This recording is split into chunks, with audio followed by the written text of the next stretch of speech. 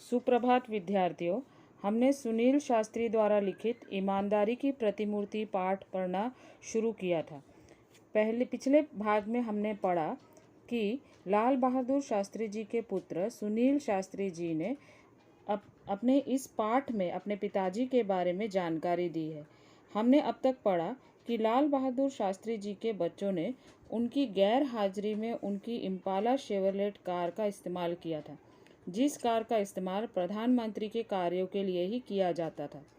लेकिन ये बात पिताजी को पता चली तो उन्होंने अपने तरीके से उन्हें समझाया। चाय की चर्चा में लाल बहादुर शास्त्री जी ने पूछा कि आप लोगों ने कौन सी कार इस्तेमाल की, और जिस तरह से उन्होंने बात को आगे बढ़ाया और कहा कि ओहो, तुम लोग बड़ी गाड़ी चलाने का शौक़ रखते हो, तो लेखक को गलतफहमी हो गई। उनको लगा कि पिताजी उन्हें इजाज़त दे रहे हैं उस इम्पाला शेवरलेट को इस्तेमाल करने की, लेकिन बात कुछ और ही थी। वे अपने तरीके से लेखक को समझाना चाहते थे। चलिए आज आगे पढ़ते हैं। चाय खत्म कर उन्होंने कहा, सुनील, जरा ड्राइवर को बुला दीजिए। मैं ड्राइवर को बुला लाया। उससे उन्होंने पूछा, तुम लॉग बुक रखते हो ना? लॉग बुक यानी ऐसी बुक जिसके अंदर पूरा हिसाब किताब आदि लिखा जाता है कि गाड़ी कितने किलोमीटर चलाई गई, उसके लिए कितना पेट्रोल इस्तेमाल किया गया, कितना खर्चा हुआ। उसने हाँ में उत्तर दिया। उन्होंने आगे कहा, एंट्री करते हो? कल कितनी गाड़ी इन लोगों ने चलाई? वह बोला, 14 किलोमीटर। उन्होंने हिदायत दी, उसमें लिख दो 14 किलोमीटर निजी उपयोग। तब भी उनकी बात हमारी समझ में नहीं आई। फिर उन्होंने अम्मा को बुलाने के लिए कहा। अम्मा जी के आने पर बोले, सहाय साहब से कहना 60 पैसे प्रति किलोमीटर के हिसाब से पैसे जमा करवा दे। इतना जो उनका कहना था कि हम और अनिल भैया वहाँ रुक नहीं सके। जो रुलाई छूटी तो वह कमरे में भागकर पहुँचने के बाद भी काफ़ी देर तक बंद नहीं हुई। दोनों ही जन देर तक फूट फूट कर रोते रहे। फूट फूट कर रोना यह मुहावरा है जिसका अर्थ है जोर जोर से रोना। बाबूजी ने सुनील को ड्राइवर को बुलाने के लिए कहा। बाबूजी ने ड्राइवर से पूछा, तुम लॉग बुक में सब एंट्री करते हो? कल इन लोगों ने जो 14 किलोमीटर गाड़ी चलाई थी, उसमें लिख दो निजी उपयोग के लिए। लाल बहादुर शास्त्री जी ने सहाय साहब यानी उनके पर्सनल सेक्रेटरी से कहने के लिए कहा कि प्रधानमंत्री की गाड़ी जो इम्पाला शेवरलेट है, वह प्रधानमंत्री के कार्य के लिए इस्तेमाल नहीं की गई थी, बल्कि व्यक्तिगत कार्य के लिए इस्तेमाल की गई थी। इसलिए प्रधानमंत्री अपनी जेब से उसका पैसा 60 पैसे, उस जमाने के हिसाब से 60 पैसे प्रति किलोमीटर के हिसाब से पैसा जमा करने के लिए कहा। ये शिक्षा जब बच्चों को मिली तो उनके तो होश उड़ गए। उन्होंने अपने तरीके से बच्चों को समझाया कि जो चीज़ सरकारी काम के लिए दी गई है, उसका उपयोग सरकारी काम के लिए ही किया जाना चाहिए, ना कि व्यक्तिगत काम के लिए।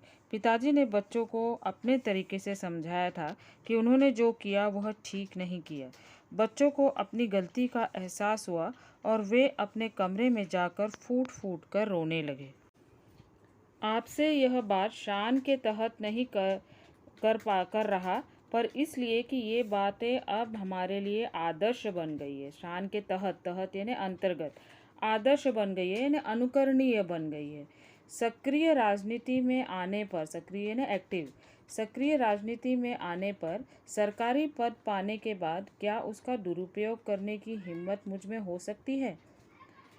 आप ही सोचें। मेरे बच्चे कहते हैं कि पापा, आप हमें साइकिल से भेजते हैं, पानी बरसने पर रिक्शे से स्कूल भेजते हैं, पर कितने ही दूसरे लोगों के लड़के सरकारी गाड़ी से आते हैं। वे छोटे हैं, उन्हें कलेजा चीर कर नहीं बता सकता। समझाने की कोशिश करता हूँ, जानता हूँ मेरा यह समझाना कितना कठिन है, फिर भी समय होने पर कभी कभी अपनी गाड़ी से छोड़ देता हूँ। अपना सरकारी ओहदा छोड़कर आया हूँ और आपके साथ यह सब फिर जिक्र कर तनिक ताज़ा और नया महसूस करना चाहता हूँ। तनिक यानी जरा। कोशिश करता हूँ नींव को पुनः सजोना संवारना कि मेरे मन का महल आज इस तूफानी झंझावत में खड़ा रह सके। झंझावत यानी आंधी। लेखक का यह कहना है कि जो कुछ उनके पिताजी ने उन्हें सिखाया वह सीखने के बाद वे सरकारी वस्तु का दुरुपयोग नहीं करते थे। जब लेखक के बच्चे उनसे पूछते कि सरकारी गाड़ी से वे उन्हें स्कूल नहीं भेजते, दूसरे बच्चे तो सरकारी गाड़ी का उपयोग करते हैं, तो इस प्रश्न का जवाब देना सुनील शास्त्री जी के लिए बहुत कठिन होता था, क्योंकि जो संस्कार उन्होंने अपने पिताजी से सीखा था वही संस्कार वह अपने बच्चों को दे रहे थे। वे बच्चों को छोटे होने की वजह से समझा नहीं पाते, इसलिए कभी कभी उन्हें अपनी गाड़ी से छोड़ देते। आज के इस बदलते वक्त में भी लेखक अपने मन के महल यानी पिताजी के संस्कारों को बचा कर रखना चाहते हैं। याद आते हैं बचपन के वे हसीन दिन, हसीन यानी सुंदर दिन, वे पल जो मैंने बाबूजी के साथ बिताए। वे अपना व्यक्तिगत काम मुझे सौंप देते थे और मैं कैसा गर्व अनुभव करता था। एक होड़ थी जो हम भाइयों में लगी रहती थी। किसे कितना काम दिया जाता है और कौन उसे कितनी सफाई से करता है। एक दिन बोले, सुनील, मेरी अलमारी काफ़ी बेतरतीब हो रही है। बेतरतीब यानी अस्त व्यस्त। तुम उसे ठीक कर दो और कमरा भी ठीक कर देना। मैंने स्कूल से लौटकर वह सब कर डाला। दूसरे दिन मैं स्कूल जाने के लिए तैयार हो रहा था कि बाबूजी ने मुझे बुलाया। पूछा, तुमने सब कुछ बहुत ठीक कर दिया। मैं बहुत खुश हूँ, पर मेरे कुर्ते कहाँ हैं? वे कुर्ते कहाँ हैं?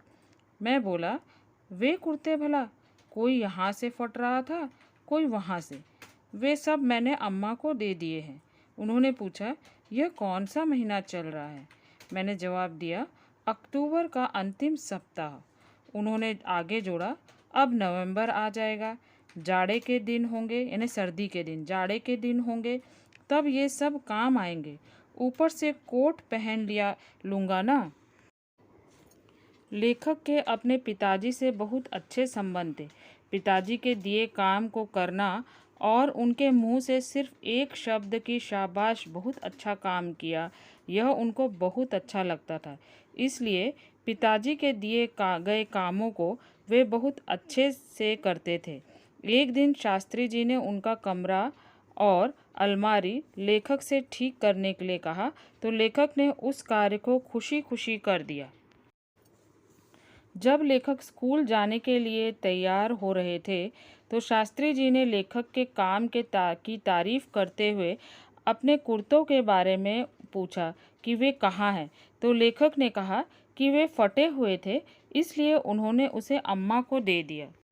लेखक को बहुत आश्चर्य हुआ कि प्रधानमंत्री के पद पर होने पर भी वे फटे हुए कुर्ते पहनने के लिए तैयार है और कह रहे हैं सर्दी के मौसम में उसके ऊपर कोट पहन लेंगे।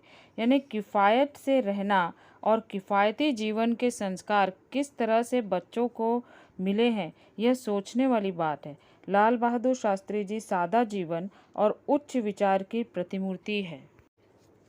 मैं देखता रह गया। देखता रह जाना मुहावरा जिसका अर्थ है आश्चर्यचकित होना। क्या कह रहे हैं बाबूजी?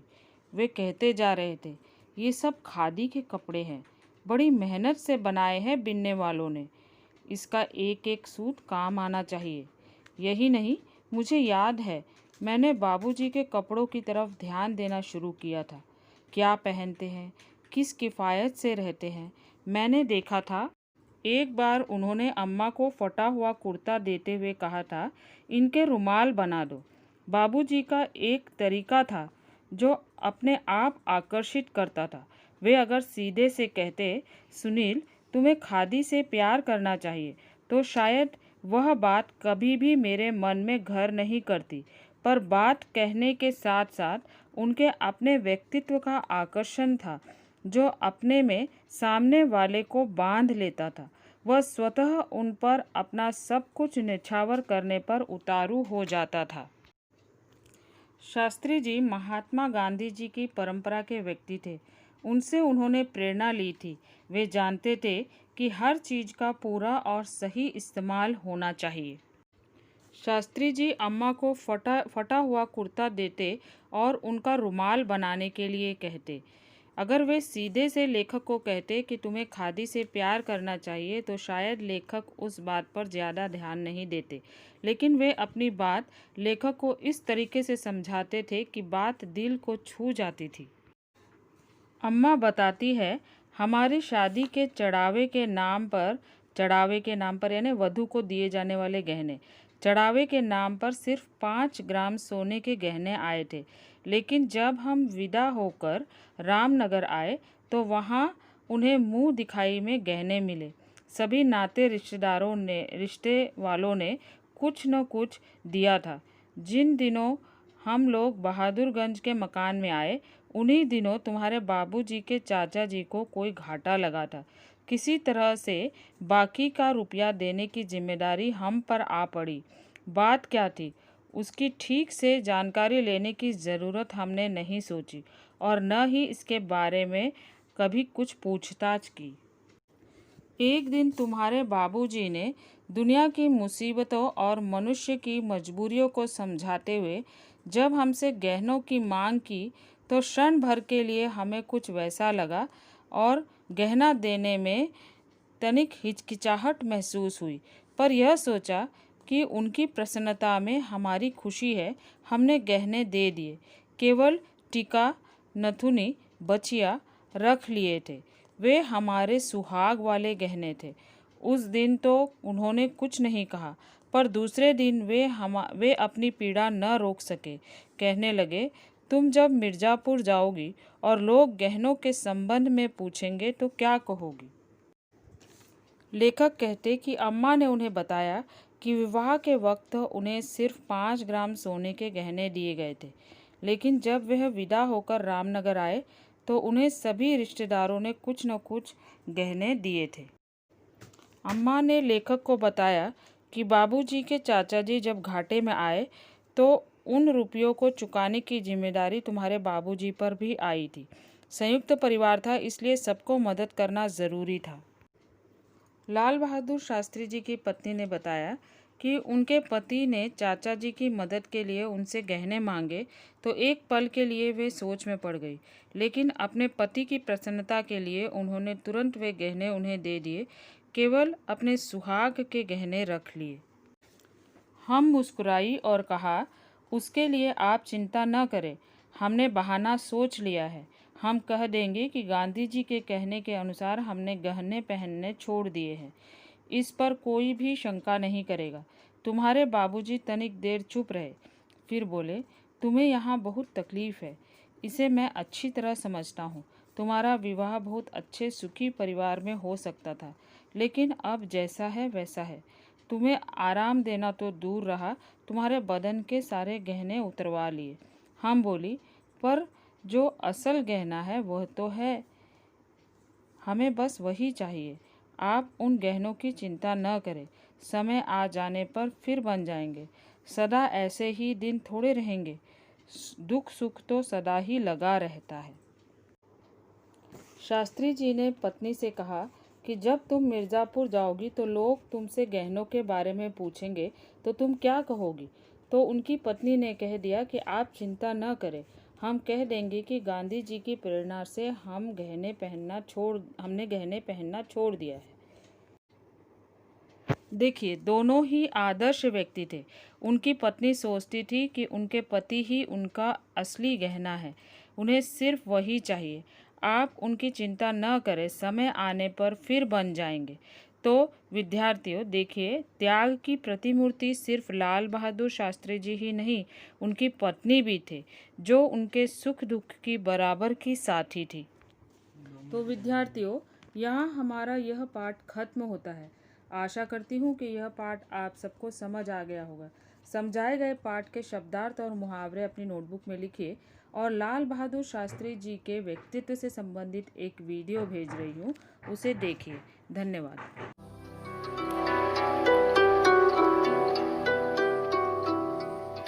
भारत के पूर्व प्रधानमंत्री लाल बहादुर शास्त्री आज इस दुनिया में नहीं है, लेकिन आज भी उन्हें उनके किए कामों के लिए याद किया जाता है।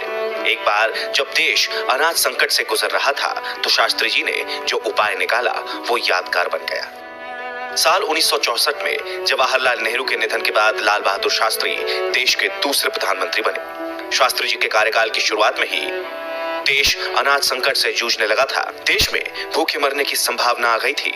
अमेरिका उस वक्त कुछ शर्तों के बाद भारत को अनाज देने की बात कर रहा था। शास्त्री जी इसके लिए राजी नहीं थे।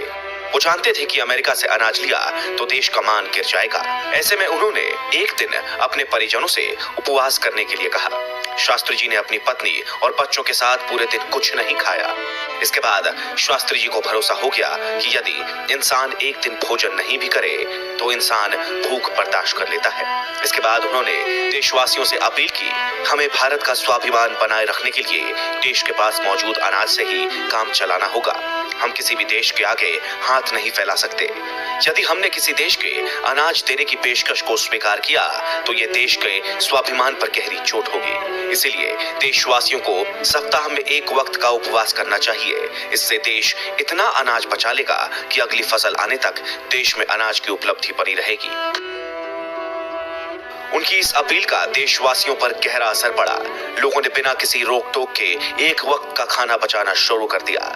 शहरों से लेकर गांवों और कस्बों तक महिलाएं, बच्चे, जवान, बुजुर्ग सब भूखे रहते और देश के लिए इस अनाज यज्ञ में अपनी भूमिका निभा रहे थे। इस कोशिश के बाद देश अनाज संकट से उभर गया।